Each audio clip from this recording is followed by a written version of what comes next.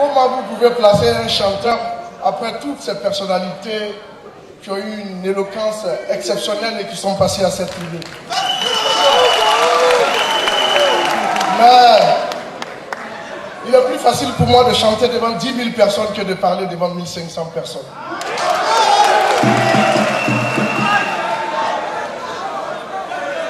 Je vais quand même essayer.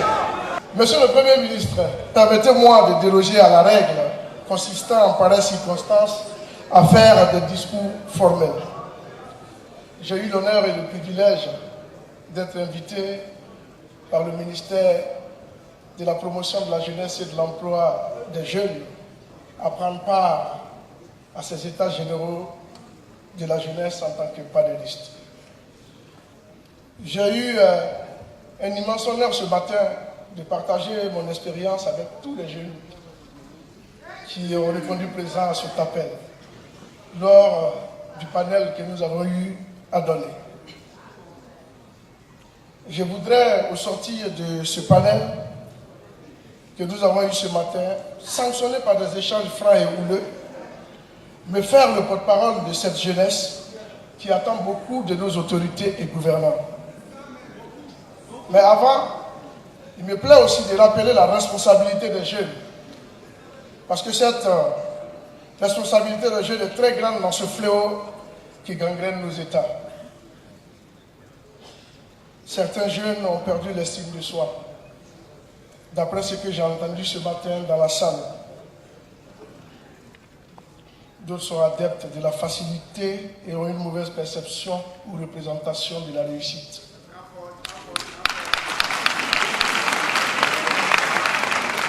Mais, je vous donne un exemple, puisque cet exemple a été donné ce matin. Je vous ai dit, je ne retranscris que ce que j'ai ressenti ce matin dans la salle. Un jeune qui gagne bien sa vie dans un petit commerce, il préfère prendre le fruit de ses efforts pour passer des concours dans lesquels le salaire est souvent inférieur à ce qu'il gagnait avant par mois.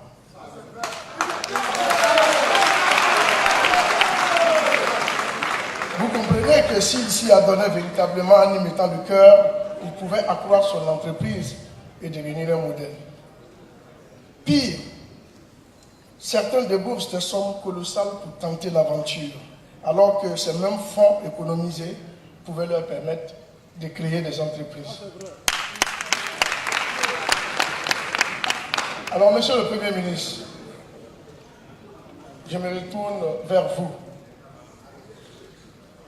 Vous qui êtes le chef du gouvernement, pour vous dire que l'espoir est permis. La preuve en est que vous avez vu que cette salle est bondée du monde. Parce qu'avant, quand on avait un cadre institutionnel pour parler des problèmes scientifiques, les jeunes ne répondaient pas présents. La jeunesse ivoirienne aujourd'hui a pris conscience de l'enjeu et de la responsabilité qu'elle peut jouer pour le développement de la Côte d'Ivoire. Et c'est pour cela qu'elle a répondu favorablement à l'appel de ce jour et des 2 autres jours à venir.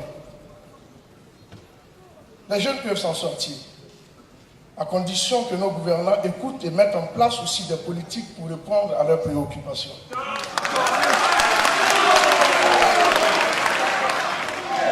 La Côte d'Ivoire, avec sa croissance estimée à près de 8%, doit pouvoir faire rêver la jeunesse. Malheureusement, certains fléaux comme la corruption, le chômage, l'inadéquation entre la formation et l'emploi d'autres sont une entrave au bien-être des jeunes et les poussent souvent au désespoir. Combattre ces fléaux doit être au centre de la politique du gouvernement, Monsieur le Premier ministre.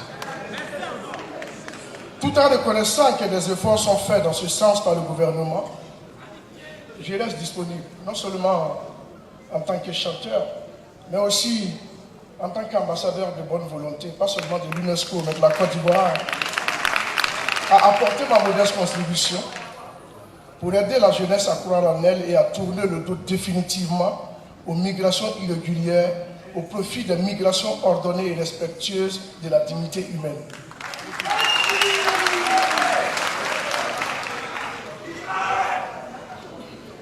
Cela passera par l'autonomisation des jeunes et de la jeune fille, le renforcement des établissements d'enseignement professionnel, la promotion et la valorisation des modèles de réussite, la promotion de l'entrepreneuriat à travers le financement des projets jeunes via la création d'un fonds de garantie auprès des banques pour le financement et l'appui des initiatives des jeunes.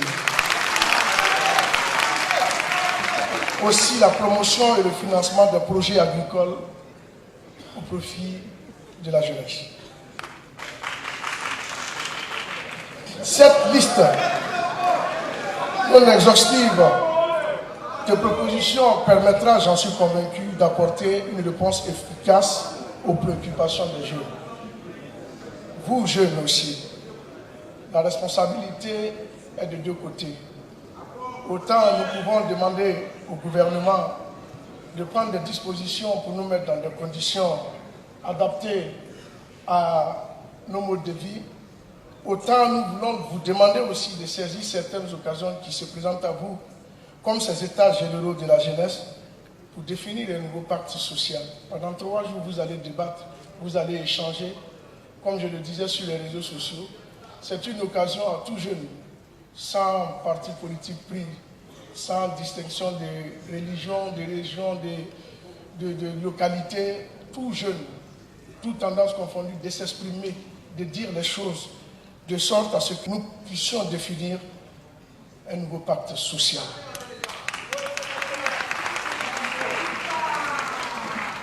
Monsieur le Premier ministre, la jeunesse doit être une opportunité.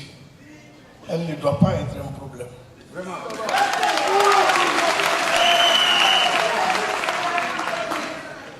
Je ne vais pas aller plus loin parce que ma spécialité c'est chanter. Je voudrais clore mes propos en remerciant ici le président de la République, son Excellence M. Alassane Ouattara, pour toutes ses actions qu'il mène envers la jeunesse.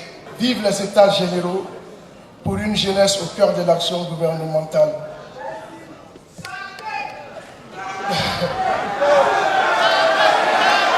Je vais clore par jeunesse.